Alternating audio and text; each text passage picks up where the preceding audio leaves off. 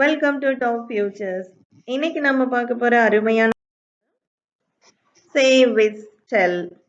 சேனாலும் சொல்லுன்னு தான் அர்த்தம், டெல்லுனாலும் சொல்லுன்னு தான் அர்த்தம். ஆனா இதை பாஸ்ட் டென்ஸ்ல நம்ம செட் டோல்ட் யூஸ் பண்ணும்போது நமக்கு ஒரு கன்ஃபியூசன் வரும். ஸோ இங்க ஆப்ஜெக்ட் போடலாமா, இதுக்கப்புறம் சென்டென்ஸை எப்படி டைரக்டாவே சொல்லிடலாமா, இன்டைரக்டா சொல்லலாமா அப்படின்னு நமக்கு கொஞ்சம் டவுட் வரும். அந்த டவுட் எல்லாமே இந்த வீடியோல ரொம்ப தெளிவா கிளியர் கட்டா பார்த்துடலாம். முதல்ல சே அப்படிங்கிற அந்த சே ஆர் செட் அப்படின்ற வேர்டை நாம டைரக்ட் ஸ்பீச்லையும் யூஸ் பண்ணலாம் as well as இன்டைரக்ட் ஸ்பீச்லையும் யூஸ் பண்ணலாம். ஆனா டெல் டோல்ட் அப்படின்றது வேர்டை நம்ம இன்டைரக்ட் ஸ்பீச்சில் மட்டும்தான் யூஸ் பண்ண முடியும். நல்லா நோட் பண்ணிக்கணும். செட்டை இன்டைரக்ட் ஸ்பீச்லையும் சரி டைரக்ட் ஸ்பீச்லையும் நம்ம யூஸ் பண்ணலாம். ஆனா டோல்டை நாம இன்டைரக்ட் ஸ்பீச்சில் மட்டும்தான் யூஸ் பண்ணணும். ஓகே, டைரக்ட் இன்டைரக்ட் ஸ்பீச்சை எப்படி எழுதுறது, இது எப்படி மாறுங்கிறதையும் இந்த வீடியோவில் தெளிவாக பார்க்கலாம். ஃபர்ஸ்ட் நம்ம தெரிஞ்சுக்க வேண்டிய விஷயம், செட்டை நம்ம யூஸ் பண்ணும்போது யாருக்கு சொல்ல போறோம் அப்படின்றத சொல்லலாம் சொல்லாமலும் இருக்கலாம். ஒரு விஷயத்த ஒருத்தர் இன்னொருத்தர்கிட்ட கன்வே பண்றாரு அப்படின்னு சொன்னா யாரிடம் கன்வே பண்ணாருன்ற விஷயத்த சொல்லலாம் சொல்லாமலும் இருக்கலாம். ஆனா நம்ம டோல்டு யூஸ் பண்ணும்போது கம்பல்சரி நம்ம யாருக்கு அந்த விஷயத்த சொல்றோம் அப்படிங்கிறத சொல்லியே ஆகணும். சரிங்களா? நல்லா நோட் பண்ணிக்கோங்க. இது வரைக்கும் பார்த்தது சே செட் அப்படின்றத டைரக்ட் அண்ட் இன்டைரக்ட் ஸ்பீச் ரெண்டுலையும் யூஸ் பண்ணலாம். ஆனா டோல்டு இன்டைரக்ட்ல மட்டும்தான் யூஸ் பண்ண முடியும். தென் சே செட் ரெண்டுமே நம்ம யாருக்கு கன்வே பண்றோம் அப்படிங்கிறத சொல்லலாம் சொல்லாமல் இருக்கலாம். ஆனா டோல்டு கண்டிப்பா நீங்க யாருக்கு அந்த விஷயம் சொல்லப்பட்டதுங்கிறத சொல்லியே ஆகணும். இதுக்கு எக்ஸாம்பிள் சென்டென்ஸ் பார்க்கலாம். ஃபர்ஸ்ட் சேக்கு நான் 2 காலம் அலாட் பண்ணியிருக்கேன். அதுல direct speech and indirect speech ரெண்டுமே எழுதியிருக்கேன். பாருங்க, he said I need more time. இங்க பாருங்க, இது டைரக்ட் ஸ்பீச். டைரக்ட் ஸ்பீச்னா ஒருத்தர் எந்த காலத்துல இருந்து பேசுறாரோ அதை அப்படியே சொல்றது தான் direct speech. Okay, I need more time இங்க என்ன ஃபார்ம்ல இருக்கு, பிரசன்ட் ஃபார்ம்ல இருக்கு. அவர் அப்ப அந்த பிரசன்ட் டைம்ல அவர் சொல்லியிருக்கிறாரு ஐ நீட் மோர் டைம், எனக்கு கொஞ்சம் டைம் வேணும்னு சொல்றாரு. அப்ப நாம அது முடிஞ்சிடுச்சு, அந்த டைம் முடிஞ்சிடுச்சு. நம்ம இன்னொருத்தர்கிட்ட போய் சொல்லும் போது he said I need more time அப்படின்னு சொன்னா கண்டிப்பா அந்த டைரக்ட் ஸ்பீச் டபுள் கோட்குள்ளதான் இருக்கணும். இதான் ரூல். நீங்க எங்கேயாவது புக் ரீட் பண்ணும்போதெல்லாம் நிறைய இடத்துல பார்க்கலாம், டபுள் கோட்குள்ள ஒரு வேர்ட் கொடுத்துருந்தாங்கன்னு வச்சுக்கோங்களேன், அது டைரக்ட் ஸ்பீச். அவங்க சொன்னதை ஒரு லெட்டர் மாறாம அப்படியே எந்த டென்ஸும் மாறாம அப்படியே சொல்றதுதான் டைரக்ட் ஸ்பீச். ஓகே, அடுத்து அதே செட் யூஸ் பண்ணி இன்டைரக்ட் ஸ்பீச் பாருங்க. he said எப்படி டென்ஸ் மாறுதுன்னு நீங்க நோட் பண்ணணும். டைரக்ட் ஸ்பீச் சொல்லியாச்சுல, இன்டைரக்டா நம்ம சொல்லும் போது he needed more time, he needed more time அப்படின்னு சொல்லணும். அப்ப அந்த ஐ அப்படிங்கிற சப்ஜெக்ட் என்னவா மாறுது, he யாரு சொன்னாரோ அவரா மாறுது. he அவன் சொன்னா, he அவனுக்கு. நீடுங்கிற ப்ரெசன்ட் ஃபார்ம் என்னவா மாறுது, நம்ம கொஞ்ச நேரம் கழிச்சு தானே நம்ம அவரை பத்தி பேசுறோம், அவர் இப்படி சொன்னாருன்னு. அப்ப அது அவனுக்கு தேவையாக இருந்ததுன்னு சொன்னா அப்படின்ற மாதிரி. So he needed more time. He needed more time. Okay. அப்ப இதுல இருந்து said அப்படின்றத நாம டைரக்ட் ஸ்பீச்லையும் யூஸ் பண்ணலாம், இன்டைரக்ட் ஸ்பீச்லையும் யூஸ் பண்ணலாம். டைரக்ட் ஸ்பீச்னா ஒருத்தர் சொன்னதை அப்படியே எழுதுனீங்கன்னா, டபுள் கோட்குள்ள கண்டிப்பா எழுதுனீங்கன்னா அது டைரக்ட் ஸ்பீச். இன்டைரக்ட் ஸ்பீச்சிங்கும் போது அந்த இடத்துக்கு தக்கன சப்ஜெக்ட் வெர்பு எல்லாமே என்ன செய்யும், மாறி வரும். அதையும் நம்ம இந்த வீடியோல தெளிவா பார்க்க போறோம். அடுத்து பாருங்க, இப்ப டோல்ட் எடுத்துக்கலாம். டோல்ட் எடுத்துட்டாலே என்ன சொன்னோம், யாருக்கு கன்வே பண்றோங்கிறத கண்டிப்பா சொல்லணும்னு சொன்னோமா.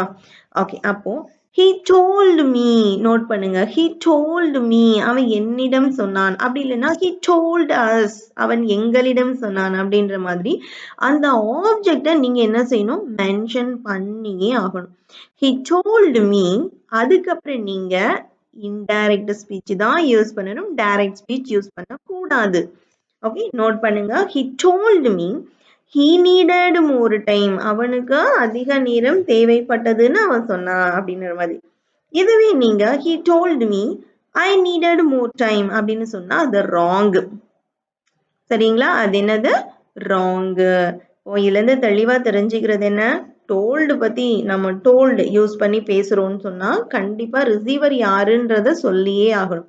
he told me, she told us அப்படின்னு நீங்க சொல்லணும். ரிசீவர் சொல்லிட்டு அதுக்கப்புறம் என்ன செய்யணும், இன்டைரக்ட் ஸ்பீச்ல தான் அந்த சென்டென்ஸை நீங்க எழுதி கம்ப்ளீட் பண்ணணும்.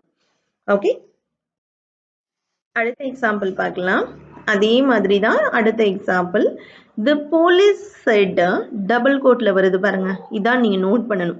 said வந்திருக்கு, ரிசீவர் யாருன்னெலாம் இல்லை. ஏன்னா செட்டுக்கு வந்து நம்ம இப்போ சொல்லியிருக்கோம் ரிசீவர் யாருன்னு சொல்லலாம், சொல்லாமலும் இருக்கலாம்னு தான் சொல்லியிருக்கோம். இப்போ நம்ம பார்க்குற எக்ஸாம்பிளில் ரிசீவரே இல்லை. said வந்து double கோட்குள்ள I recognized the suspect. I recognized the suspect. அப்ப பாருங்க டபுள் கோட்குள்ள கொடுத்தது அந்த ஸ்பீக்கர் பேசின சென்டென்ஸை அச்சு மாறாம அப்படியே கொடுக்கும். அப்ப அவர் அப்பமே என்ன சொல்லியிருக்காரு, அவர் பாஸ்ட் டென்ஸ்ல சொல்றாரு. I recognized the suspect. நான் சஸ்பெக்ட் யாருன்னு கண்டுபிடிச்சிட்டேன், ரெகக்னைஸ் பண்ணி விட்டேன் அப்படின்னு சொல்லியிருக்கிறாரு. நம்மளும் அதை எப்படிதான் சொல்லணும், அதை அப்படியே எழுதிடணும். சரிங்களா? ஸோ இதுவே இன்டைரக்ட் ஸ்பீச்சா இருக்கும்போது the police said that they recognized the suspect.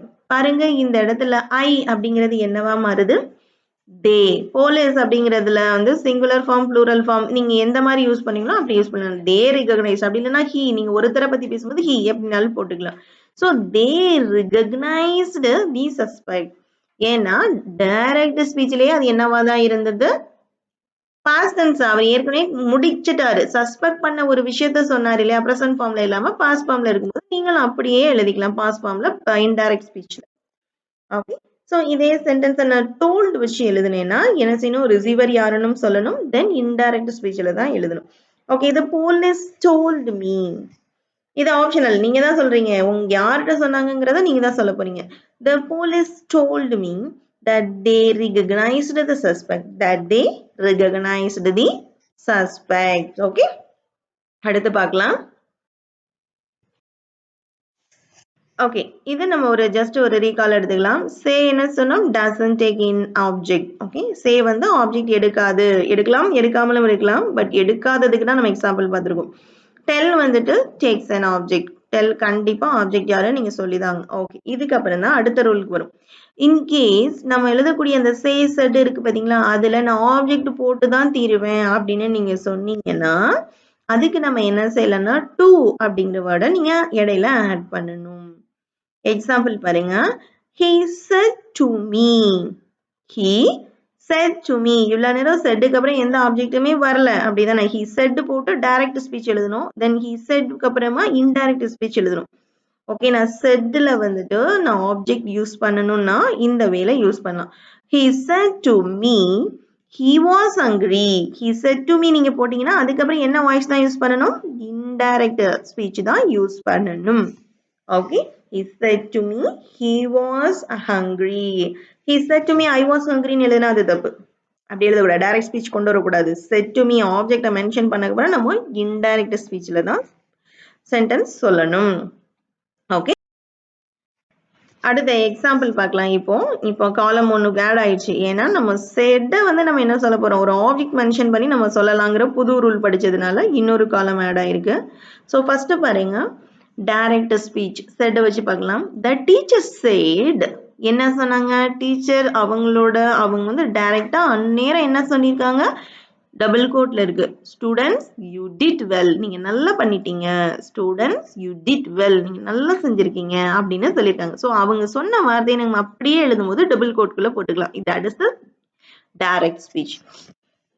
அடுத்து இன்டைரக்ட் ஸ்பீச் பார்க்கலாம். த டீச்சர் செட் தட், அப்படியே இன்டைரக்ட் மாத்தணும். என்ன சொன்னாங்க, யார சொன்னாங்க, ஸ்டூடெண்ட்ஸ் தான் சொன்னாங்க. த ஸ்டூடெண்ட்ஸ் அவங்க ஆல்ரெடி பாஸ்ட் டென்ஸ்ல தான் சொல்லியிருக்காங்க யூ டிட் வெல் அப்படின்னு. நம்ம அதையும் என்ன செய்யணும், student had done well. student had done well perfectல சொல்லணும். past tenseல சொன்னாங்க, அது நம்ம என்ன செய்றோம், perfectல சொல்றோம். the teacher said that the students had done well. the students had done well. Okay, அடுத்து பார்க்கலாம். இப்போ நம்ம புதுசா படிச்ச ரூல், நான் said கூட நான் ஆப்ஜெக்ட் சொல்லியே தீருவேன் அப்படின்னு சொல்லும்போது the teacher said to me, to கண்டிப்பா போடணும். செட்டுக்கு அப்புறம் செட் மீன் போட்டா அது wrong. Okay, said to me, to is much important. The teacher said to me அதுக்கப்புறம் என்ன வாய்ஸ்ல தான் சொல்லணும்? கட்டாயமா இன்டைரக்ட் ஸ்பீச்ல தான் சொல்லணும். That the students had done well. Okay, இந்த இடத்துல உங்களுக்கு ஒரு முக்கியமான விஷயத்த சொல்றேன். நம்ம வந்துட்டு teachers said to me that the students had done well அப்படிங்கிறது grammatically correct. ஆனா இது ரொம்ப ஃபார்மலா யூஸ் பண்றதே கிடையாது. ஓகே, நம்ம செட் கூட ஒரு ஆப்ஜெக்ட மென்ஷன் பண்ணி நம்ம பேச வேண்டிய தேவையே இப்ப வந்து அதிகமா இல்ல. அதுக்கு ஆல்டர்னேட்டா எல்லாரும் எதை யூஸ் பண்ணுவாங்கன்னா told me தான் யூஸ் பண்ணுவாங்க. ஓகேவா? ஃபர்ஸ்ட் உள்ள டைரக்ட் ஸ்பீச் ரிட்டன்ல கொடுக்கும்போது நிறைய டைம் பார்க்கலாம். பட் நம்ம பேசும்போது இன்டைரக்ட் ஸ்பீச் ஸ்டெட்டை பொறுத்த வரைக்கும் இன்டைரக்ட் ஸ்பீச்லையும் டோல்டை பொறுத்த வரைக்கும் டோல்டுக்கு ஒண்ணு தானே இருக்கு. ஸோ டோல்டு மீல இன்டைரக்ட் ஸ்பீச்ல தான் அதிகமா பேசுவோம். ஸோ இந்த ஃபார்மட் தெரிஞ்சு வச்சுக்கோங்க. ஆனா பேசும்போது இதை சொன்னா அது கொஞ்சம் அவாக்வர்டா இருக்கும். ஸோ அதனால நீங்க ஆல்டர்னேட்டா டோல்டு மீ தான் யூஸ் பண்ணணும். Okay, the teacher told me that the students had done well. The teacher told me that the students had done well. But said to me போட்டு எழுதுனா தப்பில்ல, ஆனா அவாக்வர்டா இருக்கும். ஸோ தெரிஞ்சு வச்சுக்கோங்க. பட் யூஸ் பண்றது செட்டோட இன்டைரக்ட் ஸ்பீச் அண்ட் டோல்டோட இன்டைரக்ட் ஸ்பீச்சை யூஸ் பண்ணுங்க. another one example பார்க்கலாம். she said டபுள் கோட்ல இருந்தாலே என்ன அர்த்தம்? Direct speech. அவங்க சொன்னது அப்படியே சொல்ல போறோம். I am going to the store. I am going to the store என்ன அர்த்தம்? நான் வந்து கடைக்கு போக போறேன் அப்படின்னு சொல்லுங்க. I am going to the store அல்லனா போயிட்டு இருக்கேன் அப்படின்ற மாதிரி. ஸோ இது இன்டைரக்ட் ஸ்பீச்ல எப்படி மாறுதுன்னு பாருங்க. she said அவ சொன்னா that she was. இந்த இடத்துல ஐங்கிறது என்னவா மாறுது? she. ஸ்பீக்கர் யாரு? she was. I am going அப்படிங்கிறது என்னது? present formல இருக்கு. ஸோ அப்படியே நம்ம past formக்கு மாத்திரணும். Okay, she was going to the store. she was going to the store. இப்படிதான் சொல்லணும். ஸோ நோட் பண்ணிக்கோங்க. டைரக்ட் ஸ்பீச் எங்க எழுதணும், இன்டைரக்ட் ஸ்பீச் எங்க எழுதணும் நல்லா நோட் பண்ணிக்கணும். அடுத்து இதே இன்னொரு டேர்ம். இந்த டேர்மை நீங்க தெரிஞ்சு வச்சுக்கோங்க. நான் ஏற்கனவே சொல்லியிருக்கேன். she said to him. himோ us me யாருனாலும் நீங்க யூஸ் பண்ணிக்கலாம். she said to me that she was going to store. Sorry, go to going to the store. That she was going to the store. Okay, so told பார்த்துலாம். Told ரொம்ப ரொம்ப முக்கியம். இது அடிக்கடி use பண்ண நீங்க நிறைய டைம் யூஸ் பண்ண கேட்டிருப்பீங்க. உங்களுக்கும் பேச வேண்டிய தேவையும் வந்திருக்கலாம். she told him that she was going to school. she told him that she was going to school. இப்போ ஓகேவா? உங்களுக்கு நல்லா தெரிஞ்சிச்சா? செட்ல 3 டைப்பா யூஸ் பண்ணலாம். ஆனா 3வது டைப் வேண்டாம். அதுக்கு ஆல்டர்னேட்டா நம்ம என்ன செய்யணும்? டோல்டு யூஸ் பண்ணி பேசணும். டோல்டு எப்பவுமே இன்டைரக்ட்ல மட்டுமே தான் வரும். செட் வந்து பாத்தீங்கன்னா டபுள் கோட்ல கொடுத்தீங்கன்னா அது டைரக்ட். டபுள் கோட் இல்லாம அதை அப்படியே சேஞ்ச் ஓவர் பண்ணீங்கன்னா அது இன்டைரக்ட். ஓகே ஓகே, இவ்வளோ நேரம் வந்துட்டு செட் டோல்டுக்கான நுயான்ஸ் பார்த்தோம். எங்க யூஸ் பண்ணணும், எப்படி யூஸ் பண்ணணும்னு பார்த்தோமா? இப்போ நம்ம என்ன பார்க்க போறோம்னா, நம்ம வந்து டைரக்ட் ஸ்பீச் நம்ம எழுதிடுறோம். டைரக்டா வந்து எப்படி ப்ரெசன்ட் ஃபார்ம்ல பேசணுமோ நம்ம பேசிடுவோம். அதுவே இன்டைரக்ட் ஸ்பீச்ல எப்படி மாறும், எதெல்லாம் மாத்தணும் அப்படின்ற ஒரு கன்ஃபியூஷன் நிறைய பேருக்கு இருக்கும். சரிங்களா? அதுக்கான தீர்வுக்கு இன்னும் ஒரு 3 ஸ்லைடு பாருங்க. இப்போ he said give it to me. நம்ம நார்மலா சொல்லும்போது give it to me அப்படின்னு ப்ரெசன்ட் ஃபார்ம்ல சொல்லுவோமா? இதை எப்படி நீங்க இன்டைரக்ட்டுக்கு மாத்துவீங்க? Right, he told me to give it to him. to give it to him. he told me to give it to him. இந்த இடத்துல ஏன் இந்த இடத்துல giveக்கு முன்னாடி to வந்ததுன்னு நீங்க கேட்கலாம். நல்லா நோட் பண்ணிக்கோங்க. give அப்படின்னு ப்ரெசன்ட் ஃபார்ம்ல கொடுத்துட்டு அதை இன்டைரக்ட்டுக்கு மாத்தும் போது to giveன்னு தான் எழுதணும். ஓகே, இது ஃபார்மட் மறந்துடாதீங்க. ப்ரெசன்ட்ல given இருந்தா அது இன்டைரக்ட் ஸ்பீச்சுக்கு போகும்போது to giveன்னு தான் மாறும். ஓகேவா? he told me to give it to him. to give it to him. அப்ப பாத்தீங்களா, கிவ்ங்கிறதுக்கு நம்ம to give போட்டு எழுதுறோமா? அதே மாதிரி அவர் என்ன சொல்லிருப்பாரு? give it to me, என்னிடம் கொடு அப்படின்ற அந்த me அப்படின்றத இங்க என்னவா மாறுது? அவர். ஜென்னா இருந்ததுன்னா himன்னு மாறும். கேர்ளா இருந்ததுன்னா herன்னு மாறும். ஓகே, அடுத்தது possessive pronoun. இது ஆப்ஜெக்ட் pronoun. ஆப்ஜெக்ட் எப்படி மாறுதுன்னு நம்ம சொல்லிட்டோம். me வந்து எப்படி வந்து மாறுது, அதோட pronoun மாறுதுன்னு பார்த்தோம். இப்போ possessive pronoun. possessiveனா என்னது? உடைய, தன்னுடைய, அவர்களிடம் இருக்கக்கூடிய ஒரு பொருளுக்கு தான் நம்ம பொசசிவ் அப்படின்னு சொல்லுவோம். ஸோ எக்ஸாம்பிள், அவங்க சொல்றாங்க திஸ் இஸ் மை புக். அப்ப என்ன, அந்த புக் அவர்களுடையது, அதனால தான் பொசசிவ்னு கொடுத்துருக்காங்க. This is my book. இது எப்படி மாறும், என்ன எப்படி நினைக்கிறீங்க? திஸ் இஸ் மை புக்னு அவன் சொன்னா நம்ம என்ன சொல்லிடுவோம், ஜஸ்ட் அப்படியே சொல்லிட்டு போயிடுவோம். ஸோ அதுல என்னெல்லாம் சேஞ்ச் பண்ணணும்? திஸ் வந்துட்டு thatன்னு மாறும். திஸ் வந்து என்னவா மாறும், thatஆ மாறும். தட் வாஸ், இஸ்ங்கிற பிரசன்ட், வாஸ்ங்கிற பாஸ்டா மாறும். மை புக்குங்கிறது என்ன, அவளுடைய book, her book. Okay, this வந்து thatஆ மாறணும். பிரசன்ட் சாரி டைரக்ட் ஸ்பீச்ல திஸ் இருந்ததுன்னா இன்டைரக்ட் ஸ்பீச்ல thatன்னு மாறணும். திஸ் thatஆ மாறணும். That was her book. That was her book. Okay. She told me. Object சொல்லியாச்சா, told வரும்போது me அப்படிங்கிற ஆப்ஜெக்ட் சொல்லியே திரச கட்டாயம். கரெக்ட். ஓகே, நான் ஒரு லைன் தான் கொடுத்துருக்கேன். நீங்க 3 ஃபார்ம்லையும் மேக் பண்ணி பார்க்கணும்னா பாருங்க, இதையே சேஞ்ச் ஓவர் பண்ணி ட்ரை பண்ணுங்க. She told me that was her book. Okay, அடுத்தது பார்க்கலாம். Tense of verbs. Tense of verbs எப்படி டென்ஸ் மாறுது, டென்ஸ் ஆஃப் வெர்ப் ஒரு சாரி டென்ஸ் இல்ல வெர்ப் எப்படி மாறுதுன்னு பார்க்கலாம். ப்ரெசென்ட்ல ஒரு ஐ நீட், ஐ வாண்ட் இத மாதிரி கேட்கும்போது அது என்னவா மாறிடும், he wanted, she needed அப்படின்ற பாஸ்ட் ஃபார்முக்கு மாறிடும். ஓகே, அடுத்து இப்ப டைம் அண்ட் பிளேஸ்க்கு எப்படி எழுதணும் இன்டைரக்ட்லன்னு பார்க்கலாம். They said I will see you tomorrow. I will see you tomorrow அப்படின்னு சொன்னாங்கன்னா இன்டைரக்ட்ல வந்து ஐ வந்து சப்ஜெக்ட் மாறிக்கும், யாரு சொல்றாங்களோ தேன்னு எடுத்துக்கும். வில் நோட் பண்ணுங்க, வில் வந்து உட்டா கன்வெர்ட் ஆகும். வில்லும் சரி ஷாலும் சரி, வில் ஷால் இது ரெண்டுமே என்னவா மாறும்னா உட்டா மாறும். எழுதி வச்சுக்கோங்க.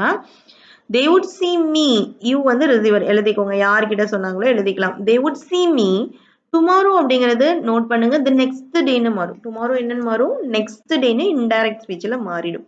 they said they would see me the next day.